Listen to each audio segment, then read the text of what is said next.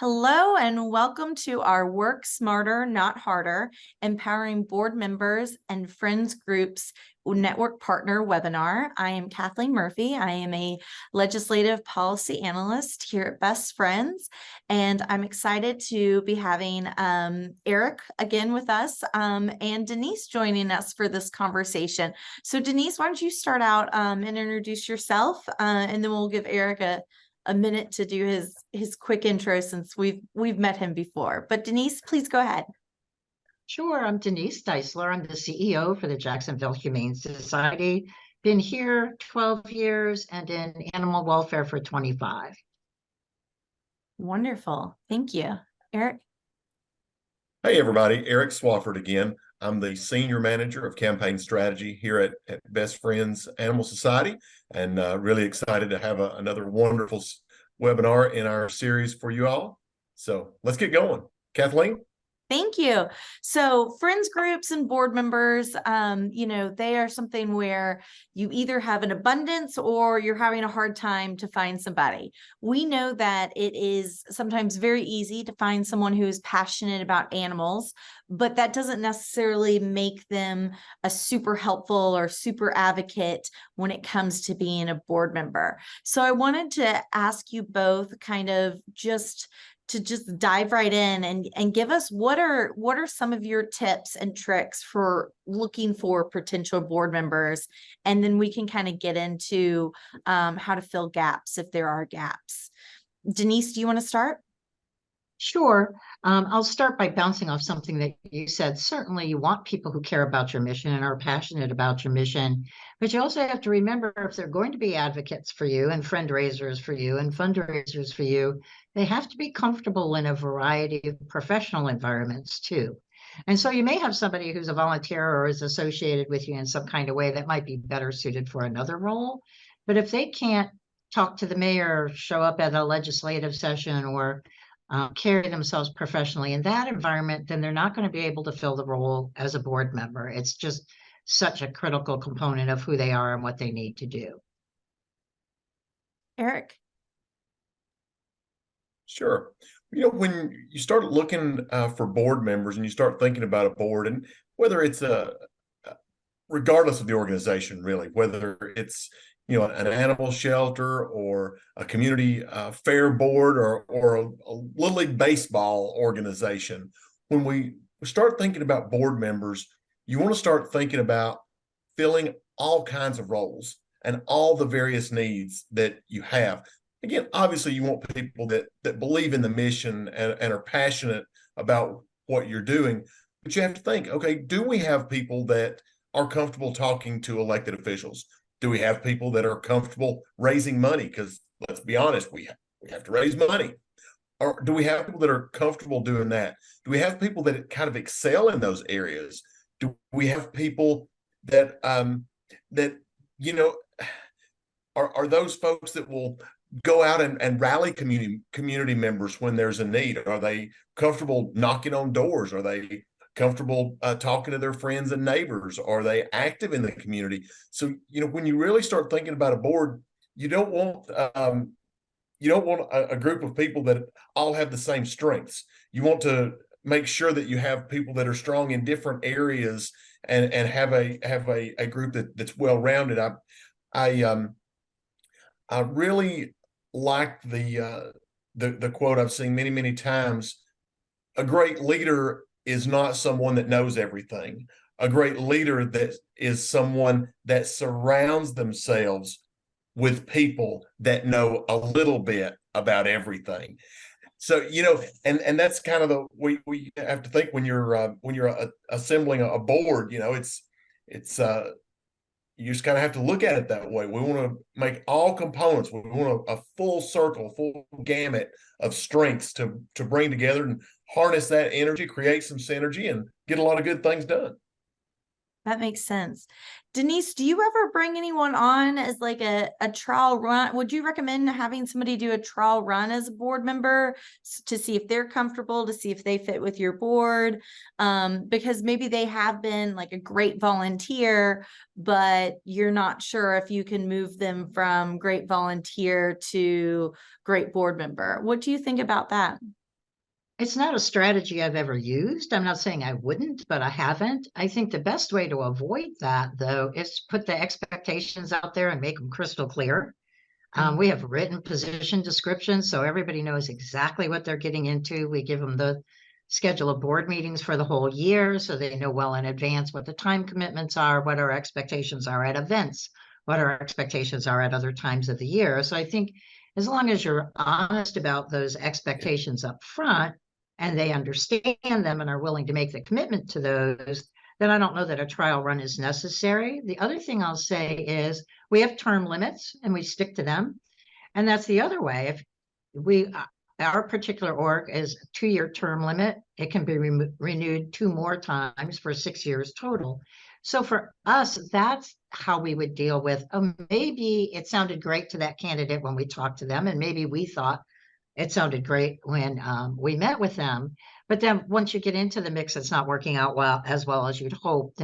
And either their expectations aren't met or our expectations aren't met. Term limits allow you to part ways without it being controversial in any kind of way, that you just both agree, hey, it's time. Are you really fulfilled with this? And here are the things that maybe we are disappointed in. And are you committed to changing that? Or would you prefer to step in a non-board role? Because that's the other thing. There's lots of roles for people to fill that can help animal welfare organizations without you sitting on the board. So maybe you thought board was what you wanted, but once you got a taste of it, it was like, eek, never mind. So we don't do the trial run. It's not saying it's a bad idea. It's just not one that we employ. And I prefer term limits. I just think they're valuable for a multitude of reasons. The other thing I'll say is the board member I need in 2023 was not the board member that I needed in 2014. And so you also have to take your organization's life cycle into consideration. We were going through a crazy time where we had to raise money, build a new building. Our building was lost to fire. So there was this pretty urgent need to make multiple things happen at the same time. And at that time, if you couldn't help me with the capital campaign, I didn't have a seat for you on the board. Or if you weren't a banker who could help me with the financing and gap loans and all the things that come with that, or you maybe could have advised and helped me in the construction process, those were the things we needed in board member in that time frame. Well, I don't need that now. So that's the other thing I'd say is to take in context, where are you in the life cycle of your organization?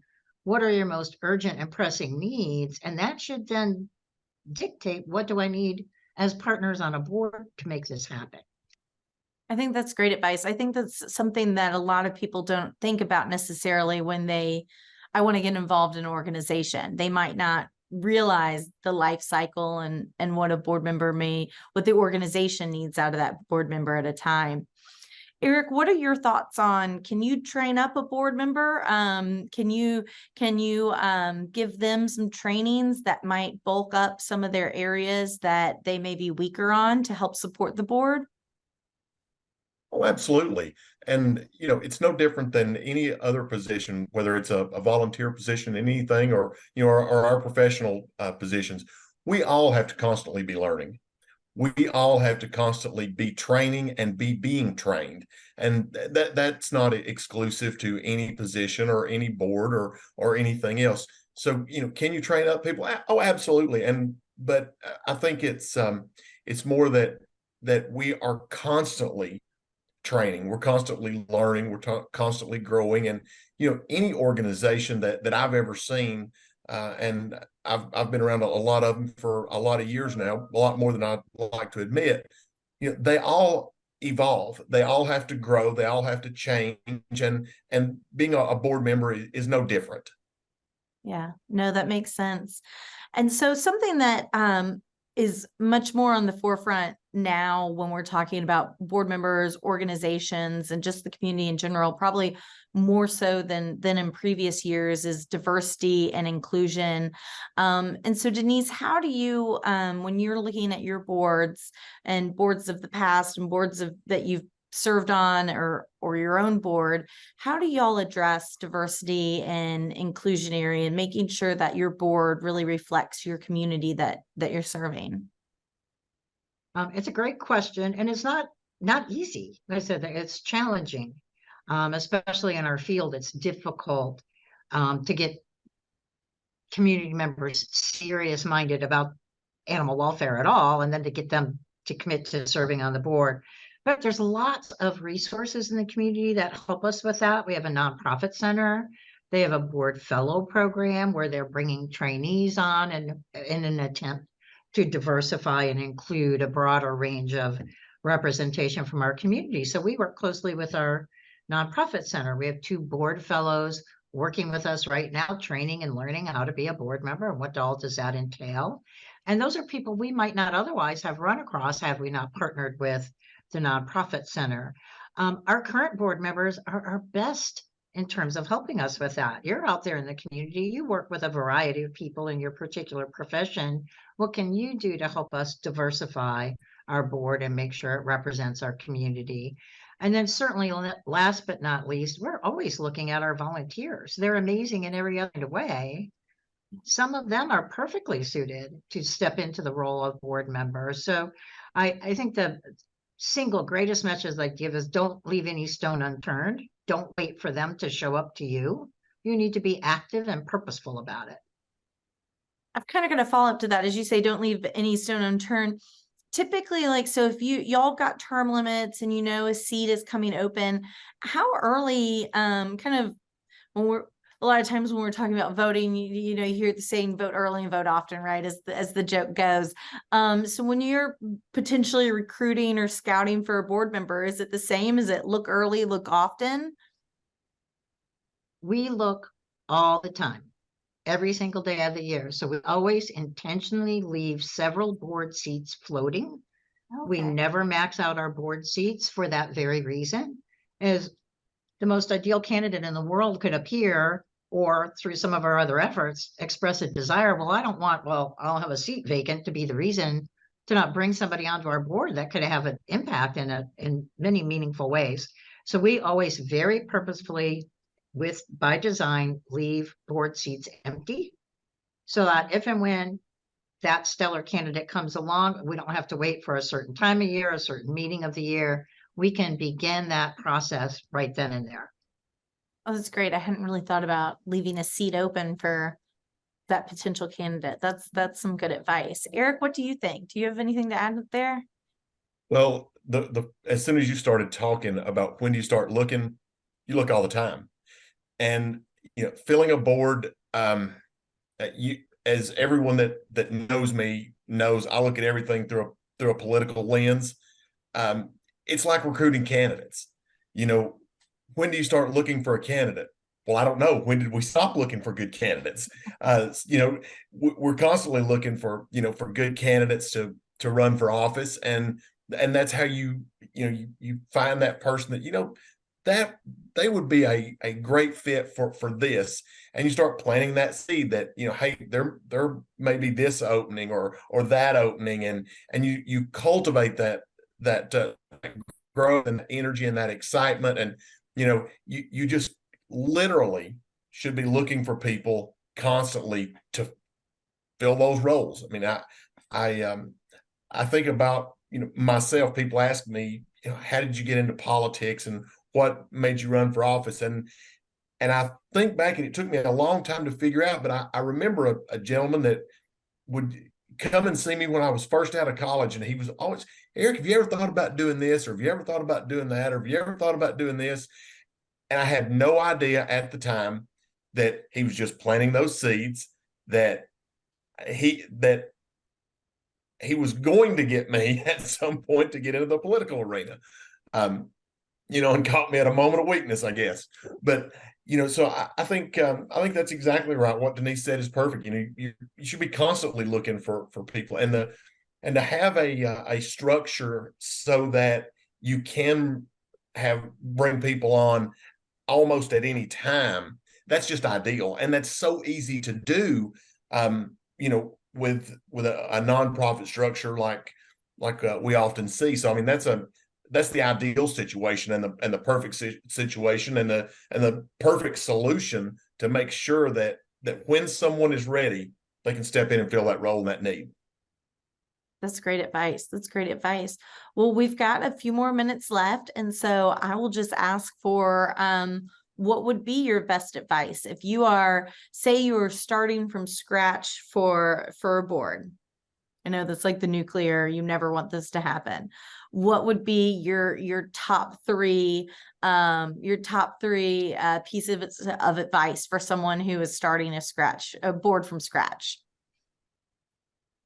I know I didn't. I'll start. I'd say number one would be to make sure expectations were clear. Does everybody know what their lane is? You know, what's the CEO's lane? What's the chair of the board's lane? What are the board members' lane? Do we all understand and respect those boundaries? I think that's a critical starting point. Number two, are we onboarding? And I don't mean orientation one time, you give them a binder and you say, see you later. But are we regularly feeding them information in a timely way? One of the things I've always said is my board will never get caught by surprise on anything. So if there's a news story coming, if there's a change coming, if there's a piece of legislation coming, they're going to hear it from me first. And they're going to be capable of answering any questions somebody in their circle of influence might ask them about that. So I think it's incredibly important that you're keeping them informed and up to date, and that education is a constant ongoing thing. We're an ever-changing, evolving field. We need to make sure that we're keeping our board abreast of those changes and engage them in that evolution, not just be bystanders to the whole thing. And I had my last, and I just lost it. What was my last important thing? Don't be afraid to get rid of bad board members. Don't. It can bring the rest of the board down. It can create resentment. And sometimes they may have had the best of intentions, but they refuse to stay in their lane. They think it's directive, or they're dominating conversations and not leaving voice for others. Whatever the issue may be, talk with your board chair and figure out what's the best approach to that individual. What do you need to do? And let your board chair handle that. But I would say, last but not least, the board and I view each other as partners. It's not a subordinate relationship. We're partners. We're in this together, and I want them to succeed and they want me to succeed. And together, by doing that, JHS succeeds. That we're partners. And I think that's a really important culture to create between leadership, staff, and the board of directors. There's a whole lot of great advice. I think it would have taken me a lot longer to put all that together. Eric, do you have anything? I'm like Denise nailed that. But Eric, if you have a few thoughts, we'll let you add. Denise, yeah, I do. You put on a lot of good pieces. And I'm not saying that those are the top three. That probably are, but other things to consider, as I said before, make sure that you're putting a board together that is all encompassing. Make sure that you put together a board that has different strengths. Make sure that they each bring something a little bit different to the table. That way, you know, someone may be weak at one thing, but they're super strong in another. Make sure that they complement each other. You know, we talk about energy, but the real key to energy is synergy. So I would say that to keep that top of mind. Another thing to keep top of mind, you mentioned DEI. Make sure your board is reflective of the community that you want to see. I didn't say reflective of your community. Make sure it's reflective of the community that you want to see.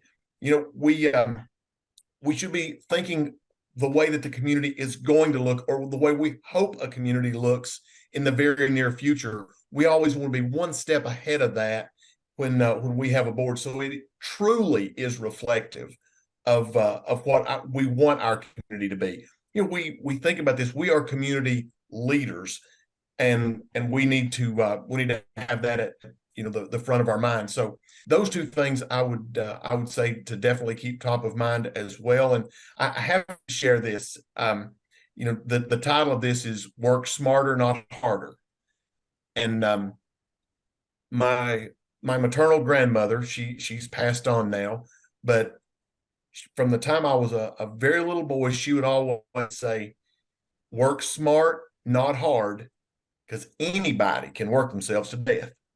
And I didn't understand that till I was a lot older than I should have been. but that's exactly right. We want to work smart, not hard. We want to plan our work and work our plan.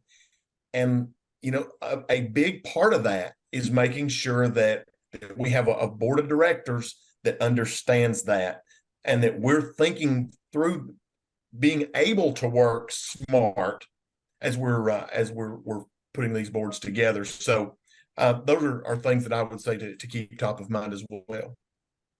Well, thank you both for joining us on this network partner webinar. I really appreciate it. And that wraps it up. And we will see y'all. Actually, our next one, Eric, you already segued into, is make a plan, then work the plan. So well timed to slide into that one next. Thank you both for joining me today. I appreciate it. Absolutely. Thank you. you. Thanks, Kathleen. Bye, everybody. Bye-bye.